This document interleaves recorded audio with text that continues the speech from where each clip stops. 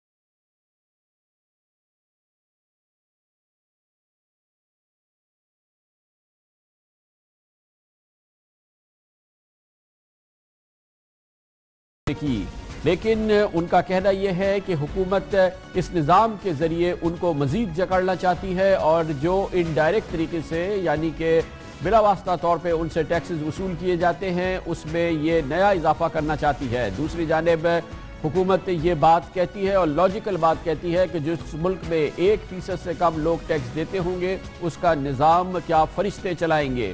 ये बात है जिसके लिए अब हुकूमत की कोशिश ये है कि उन लोगों को टैक्स नेट पे लाया जाए जो कि टैक्स नहीं देते या टैक्स देने वालों की हैसियत से रजिस्टर नहीं है। इसके लिए शनाख्त की गई ताजरों की, दुकानदारों की और मंडियों में बैठे हुए उन लोगों की जो कि अरबों से लेके करोड़ों रुपए, लाखों हज़ारों रुपए के काम रोज़ाना करते हैं लेकिन वो टैक्स देने वालों की हैसियत से रजिस्टर नहीं है।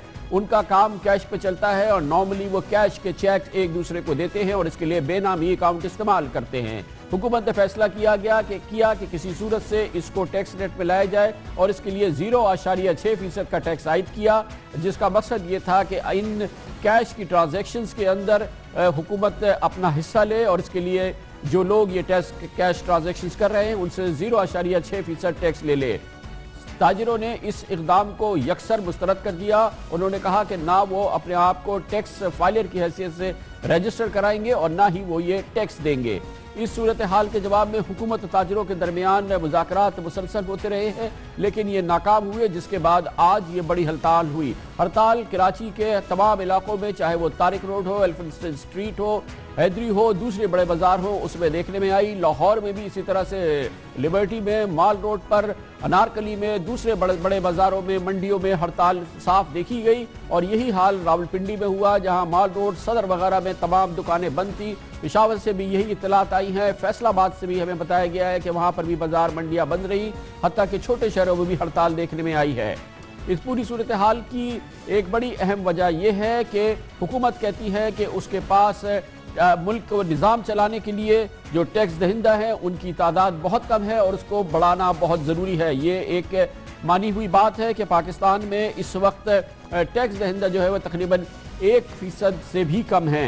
इस वक्त पाकिस्तान में मजमूई टैक्स आमदन तकरीबन 28 खरब रुपए है, मगर जो सबसे अहम बात यह है कि बराह रास्त टैक्स तो 12 खरब रुपए दिए जाते हैं लेकिन बिल वास्ता यानी इनडायरेक्ट टैक्स में 16 खरब रुपए हुकूमत वसूल करती है। यानी कि ये वो लोग भी ये टैक्स दे रहे होते हैं जो टैक्स देने वालों की हैसियत से रजिस्टर नहीं है। इसका मतलब ये है कि इनडायरेक्ट टैक्सेस पाकिस्तान में डायरेक्ट टैक्सेस से ज़्यादा हैं और सबसे बड़ी मुसीबत उस 1% लोगों की है जो टैक्स भी देते हैं और उनकी वो ना टैक्स देने वालों की वजह से जो कौम पे आफत आती है उसमें भी वो कंट्रीब्यूट करते हैं और इनडायरेक्ट टैक्सेस में उनका भी हिस्सा होता है। मजमूई आमदनी पाकिस्तान की इनडायरेक्ट टैक्सेस से तकरीबन 60% है, और जबकि हुकूमत को सेल्स टैक्स से 11 खरब, कस्टम ड्यूटी से 281 अरब रुपए और एक्साइज ड्यूटी से 171 अरब रुपए हासिल होते हैं। लेकिन हुकूमत की असल आमदनी इनडायरेक्ट टैक्सेस से होती है, जैसे कि हमने बताया, और उस पर तमाम पाकिस्तानी वो टैक्स दे रहे होते हैं, चाहे वो बिजली के बिल हो, चाहे वो ऑटो सेक्टर्स हो, मशरूबात हो, सिगरेट हो, खुर्दनी तेल हो, खाने पकाने की चीज़ें हो, बैरून मुल्क का सफ़र हो, टिकट्स हो, पेट्रोलियम मसनूआत हो, टेलीफोन कॉल्स हो, सब में टैक्स होता है। इसका मतलब हर पाकिस्तानी टैक्स दरअसल दे रहा है, रजिस्टर्ड हो या ना हो। ये भी आपको पता होना चाहिए कि 100 रुपए का जब आप फूड कार्ड चार्ज करते हैं तो 65 बैलेंस आता है, 35 हुकूमत ले जाती है या खा जाती है। आपका टैक्स उसी वक्त हो जाता है और 35% आप टैक्स दे देते हैं एक फोन कार्ड पे भी जब आप 100 रुपए का लेते हैं। 74 रुपए जब फी लीटर पेट्रोल आप खरीदते हैं, आप 24 रुपए उस पर टैक्स और ड्यूटी के दे रहे होते हैं, असल वो होता है तकरीबन 50 रुपए का। बिजली के बिलों का हाल तो कुछ और ही है। इस्लामाबाद इलेक्ट्रिक सप्लाई कंपनी के 1,19,907 रुपए के कमर्शियल बिल में टैक्स की रकम 58,225 रुपए होती है, जो कि आधे से भी ज्यादा है। गोया के टोटल बिल का तकरीबन 48% जो है वो हक असल होता है और 52% उसमें टैक्स होते हैं। इस तरह के इलेक्ट्रिक के 8,60,941 रुपए के कमर्शियल बिल में 1,68,433 रुपए टैक्स लगाया जाता है। ये तमाम वो चीजें हैं जो हुकूमत बिला वास्ता टैक्स की सूरत में हासिल करती है, जिससे हुकूमत ने गुज़िश्ता साल 16 खरब रुपए हासिल किए, यानी कि वो आमदनी जो कि इनडायरेक्ट टैक्सेस के जरिए दी गई। मगर बेचारे सबसे ज्यादा मजलूम वो लोग हैं जो टैक्स भी देते हैं और इस तरीके से भी हुकूमत की आमदनी में वो कंट्रीब्यूट करते हैं। इसमें सबसे बड़ा जो घोर एजेंडा नजर आता है, उसमें पाकिस्तान के टैक्स के निज़ाम की सबसे बड़ा अहम इदारा यानी कि फेडरल बोर्ड ऑफ रेवेन्यू की अपनी मसाइल भी है और उसकी अपनी नाअहली भी है, और उसकी करप्शन जो है, उसके अंदर मौजूद करप्शन जो है वो आलमी शोहरत याफ्ता है। पाकिस्तान के टैक्स के निज़ाम में फेडरल बोर्ड ऑफ रेवेन्यू के मुख्तलिफ महकमों में जो करप्शन है उसको आलमी शोहरत मिली हुई है, और एक अंदाजे के मुताबिक जो हुकूमती ज़राए से मुसलसल आता रहा है, 500 अरब रुपए के टैक्सेस में और रिश्वत में खा लिए जाते हैं सिर्फ FBR के जरिए।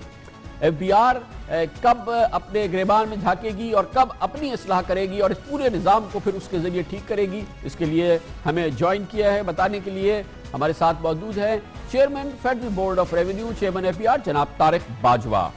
बहुत बहुत शुक्रिया तारिक बाजवा साहब। ये बताइएगा कि टैक्स फाइलर की तादाद तो जाहिर है कम है, आप लोग कहते हैं कि 1% से कम है, लेकिन जो बिल वास्ता आप टैक्स ले लेते हैं, इनडायरेक्ट टैक्सेस ले लेते हैं, ये तो नहीं है कि आप नहीं हासिल कर रहे, वो जो नहीं भी दे रहा तो उससे भी लेते हैं, और इससे आपकी आमदनी जो है 16 खरब रुपए जो है वो सालाना आप उनसे ले लेते हैं। तो ये जो ताजिर वगैरह ये कहते हैं हम टैक्स दे तो रहे हैं, आप ये नेट वेट में लाने की क्या बात कर रहे हैं? जी देखिए कामरान भाई, टैक्स जो हैं वो आप इससे अंदाज़ा कर लीजिए कि टैक्स क्या मिल रहा है पाकिस्तान को। पाकिस्तान के अंदर इस साल हमने बमुश्किल टैक्स टू GDP रेशियो उसको 10 से कम था, उसको बढ़ाकर 11 पे ले आए हैं। अल्हम्दुलिल्लाह ये पिछले 10 साल के अंदर ये हाईएस्ट लेवल पे आ गया है टैक्स टू GDP रेशियो। लेकिन अगर आप जब कंपेयर करते हैं रीजन में या दुनिया में कंपेयर करें तो ये बहुत लो है। इंडिया का भी अगर आप कंपैरिजन करें तो 16-17% है tax to GDP ratio. Developed world का देखें तो वो mid-30s में है, 32%, 36%, 38% है। तो ये रास्ता हमें तय करना है जी।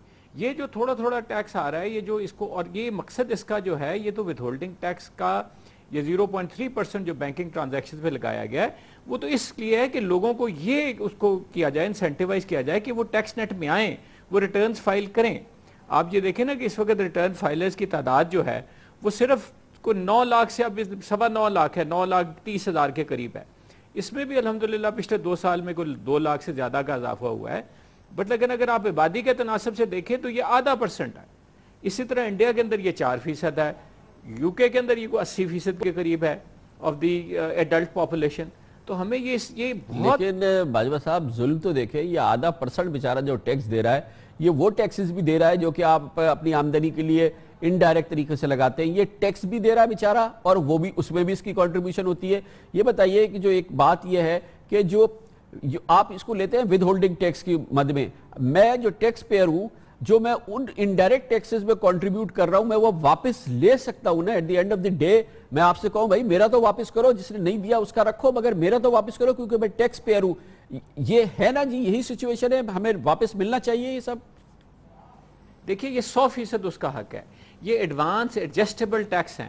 اگر آپ ٹیکس فائلر ہیں, اور یہ بات آپ کے توسط سے میں عوام کو بھی بتانا چاہوں گا, تو اگر آپ نے کوئی ٹیکس اپنے ٹیلی فون کارڈ پہ بھی دیا ہے, آپ اس کی بھی ایڈجسٹمنٹ کلیم کر سکتے ہیں. اور اگر آپ کے ٹیکس کی شرح کم ہے تو آپ واپس ٹیکس اس سے لے سکتے ہیں, آپ کو ریفنڈ مل سکتا ہے. اسی طرح اگر آپ نے بجلی کے اوپر دیا ہے, فارن ٹریول کے اوپر دیا ہے, کسی جگہ کے اوپر آپ نے جو ٹیکس دیا ہے, یہ تمام انکم ٹیکس کے ٹیکسز کے جو ہیں یہ ایڈوانس ود ہولڈنگ ٹیکس کی شرح میں ہیں جی. اور یہ تمام آپ ایڈجسٹمنٹ کلیم کر سکتے ہیں. اور اگر آپ کی جو آپ نے دیا ہوا ہے وہ زیادہ ہے اور آپ کی ٹیکس لائبلٹی کم ہے تو آپ کو ریفنڈ مل جائے گا جی. لیکن باجوہ صاحب ریفنڈ تو اتنے آپ آسانی سے کہہ رہے ہیں مل جائے گا, یہ تو جو ریفنڈ مانگتا ہے, جو ریفنڈ فائل کرتا ہے اس کے دل سے پوچھے. یہ تو آپ اربوں روپے روک لیتے ہیں جب آپ کی ضرورت ہوتی ہے, جب آپ کی مرضی ہوتی ہے.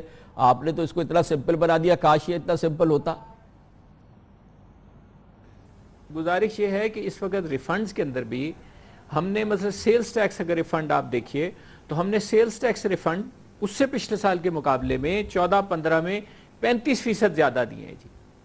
اب یہ اماؤنٹ تو دیکھیے, ہمارا تو جو ایک گورنمنٹ نے اپنا کام بھی چلانا ہے, گورنمنٹ کا ایک پروسیس ہے, اس کے اندر جو ریونیو اکٹھا ہوتا ہے وہ گورنمنٹ کے چلانے میں آتا ہے.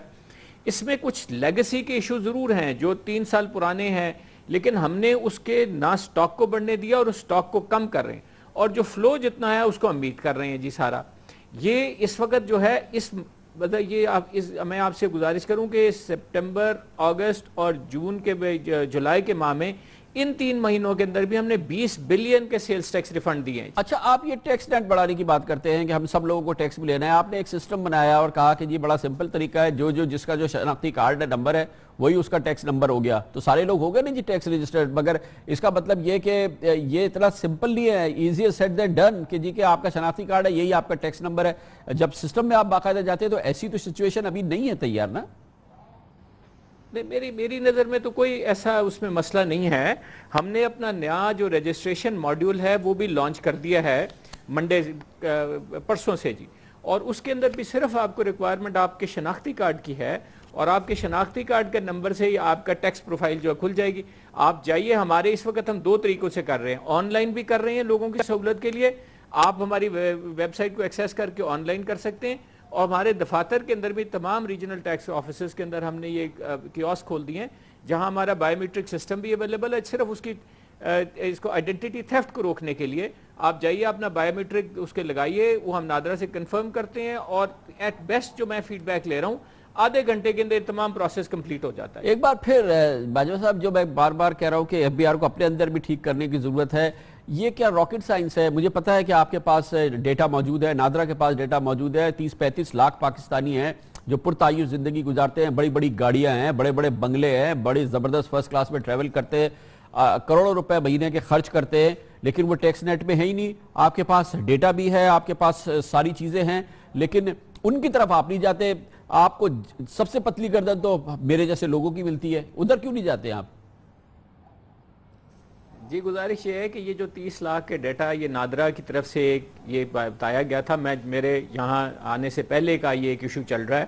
میں ادھر آیا, میں نے ان سے فارملی انفارملی ہر طریقے سے ٹیک اپ کیا کہ آپ ہم سے وہ شیئر کریں, اور اس کو ہمارے جو ٹیکس کی قانونی ضرورتیں ہیں اس کو پورا کرتے ہوئے آپ ہمیں وہ ڈیٹا دیں. ابھی تک ہم سے وہ ڈیٹا اس صورت میں شیئر نہیں کیا گیا. ہاؤیور ہم نے خود اپنے آپ ڈیٹا لینا شروع کیا ہوا ہے پچھلے 2 سال سے جی.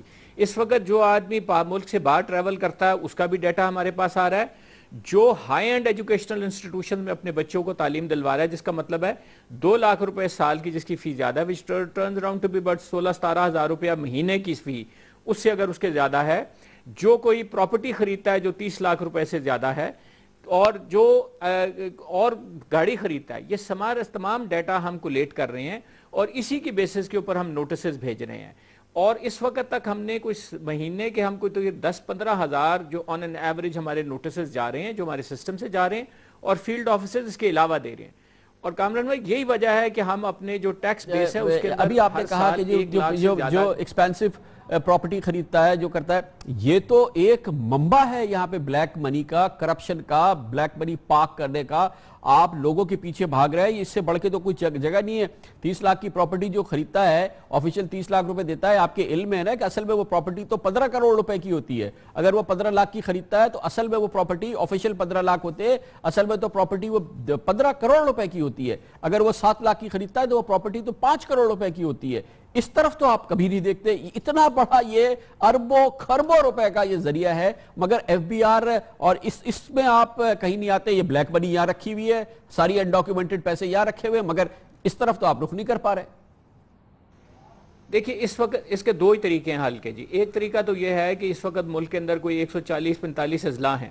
ہر اضلاع کے اندر آپ کے علم میں ہوگا کہ ایک ڈی سی ریٹ مقرر کر دیا جاتا ہے. ڈی سی ریٹ ایک فلور ہے کہ اس سے نیچے کی رجسٹری نہیں ہوگی. however وہ قانونی تقاضوں کے لیے وہی جو اماؤنٹ ہے اس کو ہمیں ایکسیپٹ کرنا پڑتا ہے. ہم صوبائی حکومتوں کے ساتھ بھی ان کانٹیکٹ ہیں کہ آپ اس کو اپورڈ ریوائز کریں اور اس کو ریئلسٹک نمبر لیں. دوسری جو ہم نے حکومت کو پروپوزل دی وہ یہ دی ہوئی ہے کہ آپ یہ کیجئے کہ آپ رائٹ آف پریمپشن بنا لیجئے, اور گورنمنٹ کو ایک لمیٹڈ پیریڈ کے لیے یہ رائٹ ہونا چاہیے, سے 90 دن کے لیے رائٹ ہونا چاہیے کہ اگر میں یہ ڈکلیئر کرتا ہوں کہ میری پراپرٹی 30 لاکھ کی ہے, اور جس طرح آپ نے کہا کہ وہ مارکیٹ کے اندر 3 کروڑ کی یا 5 کروڑ کی ہے, تو گورنمنٹ کو یہ اختیار ہونا چاہیے کہ وہ 25% اضافی اماؤنٹ دے کے وہ 30 لاکھ کی پراپرٹی ایکوائر کر لے. اس طرح ایک ڈیٹرنس کریٹ ہو جائے گا جس کی وجہ سے یہ جو انڈر باجوہ صاحب آپ کو تو خود یہ کرنا ہے. آپ کہاں گورنمنٹ کو مشورہ دے رہے ہیں؟ آپ اٹھائیں قلم اور اٹھائیں تلوار اور چلائیں اور یہ کریں. یہ تو سارے آپ کے کام ہیں, آپ کے اختیار کے. ڈار صاحب کو بتائیے, پرائم منسٹر کو بتائیے, کریں نا یہ فوراً. کس چیز کا انتظار کر رہے ہیں؟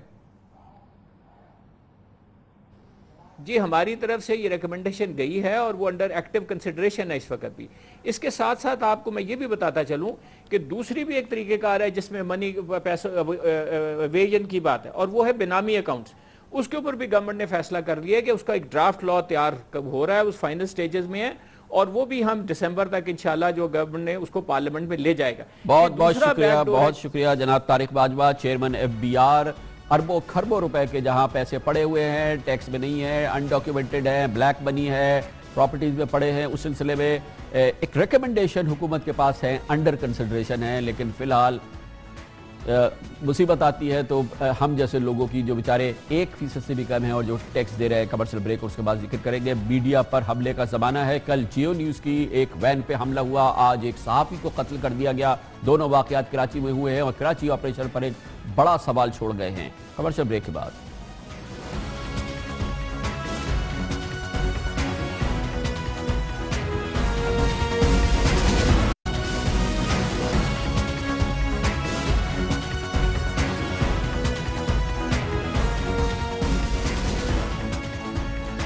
Welcome back. ایک بار پھر پاکستان میں میڈیا, خاص طور پہ کراچی میں میڈیا دہشت کی زد میں ہے, اور ایک بار پھر صحافیوں کو دہشت گردی کا نشانہ بنایا جا رہا ہے.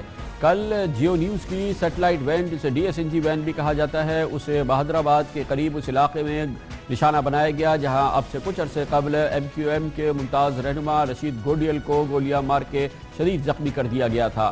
جیو نیوز پر یہ حملہ ایک اور بار ہوا ہے, اور کل کراچی میں ہونے والے اس حملے میں اس سیٹلائٹ وین میں سیٹلائٹ انجینئر اشتیاق جعفری, جو 8 بچوں کے والد تھے, وہ جاں بحق ہو گئے, اور ڈرائیور انیس اس واقعے میں شدید زخمی ہوا ہے. اس پورے واقعے کی اپنی اہمیت ہے, لیکن اس کے تقریباً 16-18 گھنٹے کے بعد ایک اور واقعہ ہوا ہے جس میں پاکستان کے ایک اور سینئر صحافی اور کراچی کی ممتاز صحافتی شخصیت آفتاب عالم کو کراچی کے نارتھ کراچی کے علاقے میں گولیاں مار کے ہلاک کیا گیا ہے. یہ واقعہ بھی اندھا دھند دہشت گردی کا ایک اور واقعہ ہے جس میں ایک اور صحافی کو نشانہ بنایا گیا. 24 گھنٹے کے اندر 2 صحافیوں کو نشانہ بنایا گیا ہے. یہ اس وقت ہوا ہے جب کراچی آپریشن جاری ہے, اور کراچی آپریشن کی کامیابیوں کے حوالے سے خبریں میڈیا میں ہر وقت گردش کرتی ہیں. لگ یہ رہا ہے کہ کراچی آپریشن پر سوال بنانے کے لیے اور اس کو ناکام بنانے کے لیے یا اس پر کیچڑ اچھاڑنے کے لیے یہ دہشت گردی کی کارروائیاں کی گئی ہے, لیکن یہ ہمارا خیال ہے. ہمیں نہیں پتا کہ اس کے پیچھے کیا سازش یا کیا کوشش ہو سکتی ہے, لیکن برگ گرتی ہے تو بے چارے صحافیوں پر. اسی وجہ سے یہ 2 واقعات پچھلے 24 گھنٹے میں ہوئے ہیں, لیکن یہ صرف اب کا واقعہ نہیں ہے. گزشتہ سال پاکستانی صحافیوں اور میڈیا کا دنیا کا خطرناک ترین ملکوں میں تصور کیا گیا تھا, اس کا باقاعدہ اعلان ہوا تھا, یوم آزادی صحافت گزشتہ سال 3 مئی کو اقوام متحدہ نے پاکستان کو صحافیوں کے لیے خطرناک ترین ملک قرار دیا تھا۔ دنیا میں صحافیوں کے لیے سب سے خطرناک دن پاکستان ہے، یہ اقوام متحدہ نے گزشتہ سال قرار دیا تھا۔ صحافیوں کی عالمی تنظیم انٹرنیشنل فیڈرل آف جرنلسٹ نے گزشتہ سال اپنی 24ویں سالانہ رپورٹ میں کہا تھا 2014 کے دوران پاکستان میں 14 صحافیوں کو ٹارگٹ کر کے قتل کیا گیا۔ کراچی میں اس قسم کے مختلف واقعات ہوتے رہے ہیں، لیکن سب سے بڑی بات یہ ہے کہ بہت مشکل ہوتا ہے کہ جب میڈیا پہ حملہ ہو تو اس کے پس پردہ ہاتھ یا اس کے سامنے والے ہاتھوں کو شناخت کیا جا سکے۔ اس سلسلے میں ایک بہت اہم واقعہ سن 2013 میں ہوا تھا، جب پاکستان کے ممتاز سینئر صحافی اینکر پرسن جناب حامد میر کو، جو جیو نیوز سے وابستہ تھے، ان کو کراچی میں شدید دہشت گردی کا نشانہ بنایا گیا تھا۔ 7 گولیاں ان کو ماری گئی تھی، 5 ان کے جسم میں لگی تھی۔ جناب حامد میر اس واقعے میں اللہ کی مرضی سے اور اس کی خوشنودی سے بچ گئے اور اب ماشاءاللہ دوبارہ پروگرام کر رہے ہیں، لیکن آج تک نہیں پتہ چل سکا ہے کہ ان کے قتل کے پیچھے سازش کیا تھی اور ان پہ حملہ کرنے والے دہشت گرد کون تھے۔ 2 سال سے زائد عرصہ ہو گیا ہے، لیکن ابھی تک ان دہشت گردوں کا سراغ نہیں مل سکا ہے۔ اس طرح سے کئی دوسرے واقعات ہیں اور جس میں صحافیوں پر حملہ کیا گیا ہے اور اس سازش کا سراغ نہیں لگایا گیا جو کہ ان حملوں کے پیچھے تھی، اور ایک بار پھر کراچی کے صحافیوں کو اسی صورتحال کا سامنا ہے۔ کل سے لے کے اب تک پولیس نے اس سلسلے میں کوئی معلومات نہیں دی ہے، نہ ہی کوئی اطلاع دی گئی ہے کہ اس کا کوئی سراغ یا کوئی کلو ملا ہے۔ اس حوالے سے جو روٹین کی خبریں آتی ہیں کہ چھاپے مارے گئے، فلاں کو شناخت کیا گیا، فلاں کا اسکیچ جاری کر دیا گیا، وہ بھی اس طرح کی کوئی بات نہیں ہے۔